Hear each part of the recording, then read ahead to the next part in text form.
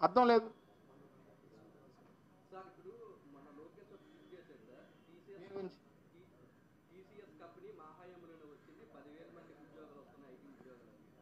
జనరల్గా వీళ్ళకి ఏంటంటే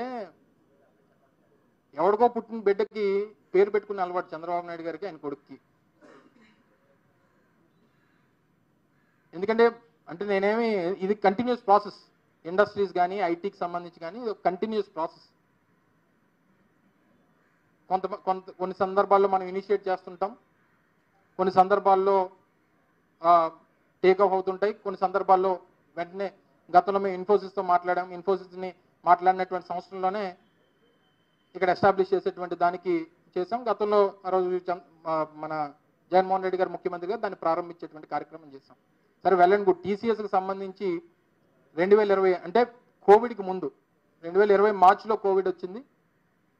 దానికి ముందు అప్పుడు మా ఐటీ మంత్రిగా ఉన్నటువంటి గౌతమ్ రెడ్డి గారు రాష్ట్ర మంత్రిగా ఉన్నారు. టీసీఎస్ సంబంధించినటువంటి ప్రతినిధులతో వారు మాట్లాడారు. తర్వాత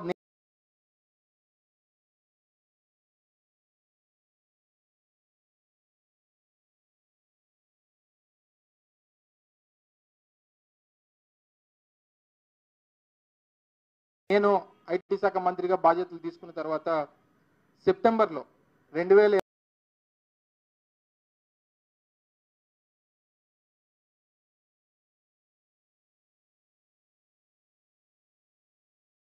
ఆ రోజు చైర్మన్ గారితో మాట్లాడినప్పుడు ఏ రకమైనటువంటి సహకారం కావాలన్నా పూర్తి స్థాయిలో రాష్ట్ర ప్రభుత్వం అందిస్తుంది. మీ తాలూకా ఇన్వెస్ట్మెంట్స్ అంటే అప్పటికే హోటల్ సెక్టర్లో కానీ ఇతర సెక్టర్స్లో ఇప్పటికే మీ ఇన్వెస్ట్మెంట్స్ రాష్ట్రంలో ఉన్నాయి. మిగిలినటువంటి ఇన్వెస్ట్మెంట్స్ ఐటీకి సంబంధించి కూడా చేయాలని చెప్పి కోరడం జరిగింది. తర్వాత మళ్ళీ నేను జనవరి మాసంలో నేను ముంబై వెళ్ళి మళ్ళీ టాటా చైర్మన్ గారిని కలవడం జరిగింది. ఇవన్నీ ప్రాసెస్ జరిగినాయి. ఇవన్నీ కూడా రీసెంట్గా ఏదైతే నిన్న వారు ప్రకటన చేసినంత వరకు ముఖ్యమంత్రి గారి పోర్టల్లో జగన్మోహన్ రెడ్డి గారు టాటా చైర్మన్ చంద్రశేఖర్ గారు కలిసినటువంటి విజువల్స్, దానికి సంబంధించినటువంటి వీడియోస్ అన్నీ కూడా ఆ పేజ్లో ఉన్నాయి. ఎందుకు డిలీట్ చేస్తుంది ఈ ప్రభుత్వం? దేనికి భయం? దేనికి చెప్పండి. మీరు ప్రయత్నం చేశారు, మీరు ఇవన్నీ ప్రాసెస్ చేశారు, మేము వారితో మాట్లాడి ఆఖరిగా మేము తీసుకుని వచ్చామని చెప్పండి. వాళ్ళు పూర్తిగా మేము కలలేనట్టు, మేము మాట్లాడినట్టు. ఆ రోజు ఆయన కూడా వచ్చాడు. లోకేష్ గారు విశాఖపట్నం వచ్చినప్పుడు అసలు టాటా చైర్మన్ ఎప్పుడైనా విశాఖపట్నం ఆంధ్రప్రదేశ్ వచ్చారా, ఎప్పుడన్నా మాట్లాడారా, అసలు వీళ్ళు ఎప్పుడైనా కలిసారా అని చెప్పారు. మరుసటి రోజు ఉదయానికి విజువల్స్ అన్నీ వచ్చాయి. సేమ్ సీఎంఓ ఆంధ్రప్రదేశ్ అనేటువంటిది chief minister of Andhra Pradesh, chief minister ఆఫీస్కి సంబంధించినటువంటి పోర్టల్. దాంట్లో ఎవరు ముఖ్యమంత్రిగా ఉంటారో వారికి సంబంధించినటువంటి యాక్టివిటీస్ అన్నీ కూడా వస్తాయి.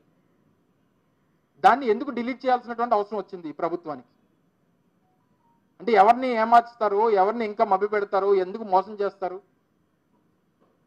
టీసీఎస్ 10,000 మందితో వస్తుందని చెప్పి ఇప్పుడు ఐటీ మంత్రిగా ప్రకటించారు కదా. వెల్ అండ్ గుడ్, చూద్దాం ఏ మేరకు వస్తుందో, ఎప్పుడు వస్తుందో, ఎలా వస్తుందో అన్నీ చూద్దాం. ఎందుకంటే గతంలో ఐటీ మంత్రిగా ఉన్నప్పుడు 1,00,000 మందికి ఐటీ ఉద్యోగాలు ఇప్పిస్తామని చెప్పాడు.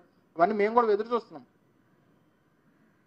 అంటే కాగితాల మీద పెడతాడా, లేకపోతే తీసుకుని వస్తాడా, ఏం చేస్తాడా అనేటువంటి ఎదురు చూస్తూ ఉన్నాం. సో డెఫినెట్గా వాస్తవాలు ఏంటనేటువంటి ప్రజలు ప్రాక్టికల్గా చూసిన తర్వాత తెలుస్తుంది.